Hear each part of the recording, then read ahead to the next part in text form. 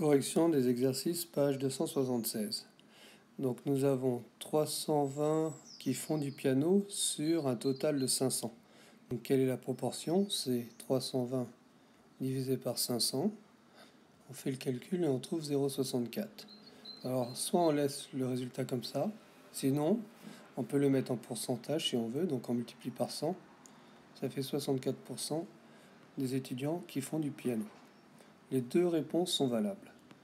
Là, dans la carte d'un restaurant, il y a la moitié qui sont des plats, et parmi ces plats, il y en a 20% qui sont végétariens. Donc la moitié, c'est 50%, donc ça fait 20% de 50%. C'est une proportion de proportion. Donc 20% de 50%, c'est 0,20 fois 50, et ça, on trouve que ça fait 10%, si bien que quelle est la proportion de plats végétariens sur l'ensemble de la carte, c'est 10%. Ensuite. Alors là, on aborde le point important du chapitre, c'est la correspondance entre une hausse et le coefficient multiplicateur. Par exemple, si j'ai une hausse de 10%, ça revient à multiplier par un 10. Une hausse de 20%, ça revient à multiplier par un 20. Une hausse de 30%, donc vous avez compris, ça revient à multiplier par un 30. Si c'est une hausse de 5%,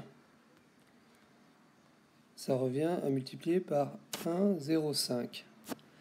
Si c'est une hausse de 2%, ça revient à multiplier par 1,02.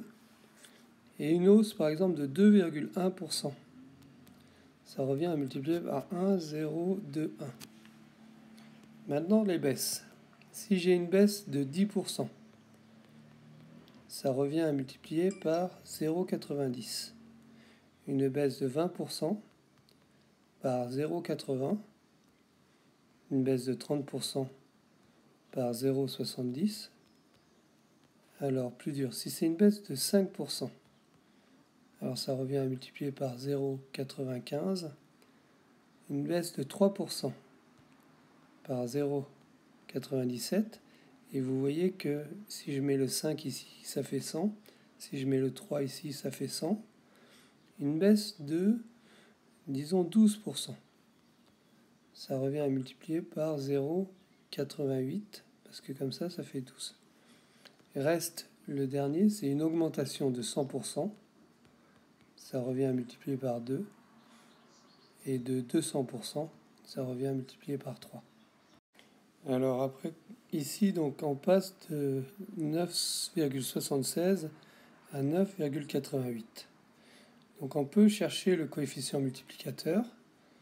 Par quoi il faut que je multiplie 9,76 pour arriver à 9,88. Donc je fais ça et je vois qu'il faut multiplier par 1,012. Et bien 1,012, ça correspond à une augmentation de combien de pourcents d'après notre correspondance? Ça revient à plus 1,2%. Alors la deuxième méthode, c'est par une formule.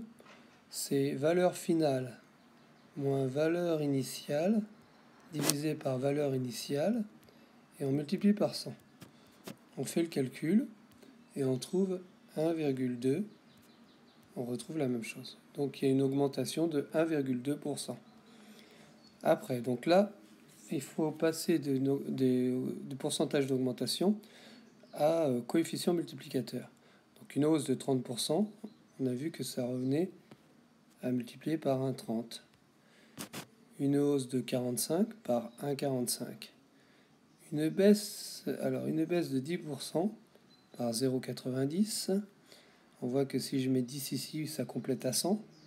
Une hausse de 2,3%, c'est 1,02. Ça, ce serait une hausse de 2%. Puis il y a le 3 derrière.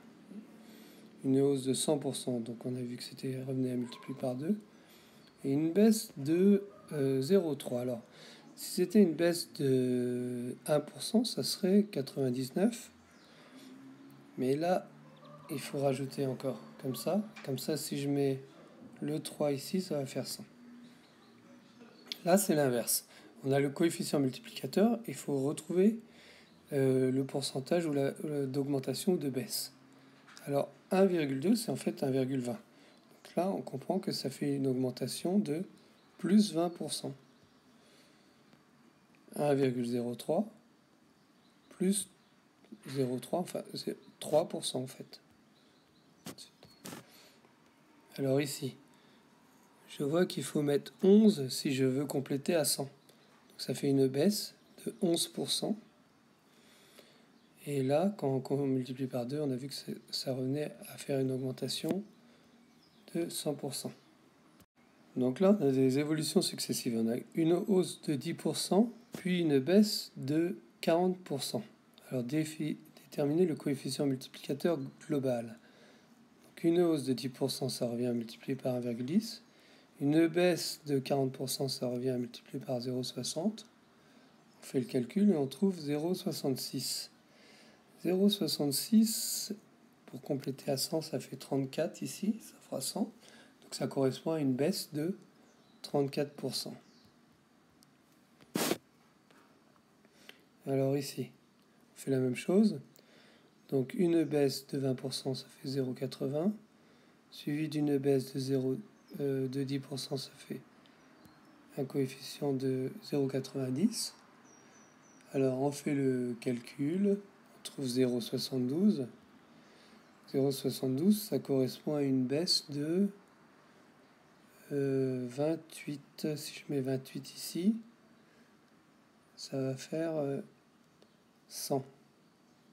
Donc une baisse de 28%. Et puis après, on fait la même chose. Donc je vous laisse regarder la correction. Il y a un élève qui travaille et qui augmente sa note de 12,5% pour arriver à 18. Donc elle part d'une note qu'on ne connaît pas. Elle est augmentée de 12,5%, c'est-à-dire qu'elle est multipliée par 1, 12, 5, et pour arriver à 18. Donc pour retrouver la note de démarrage, il faut diviser 18 par 1,125. On va trouver ça. Donc 18 divisé par 1,125. On fait le calcul et on trouve 16.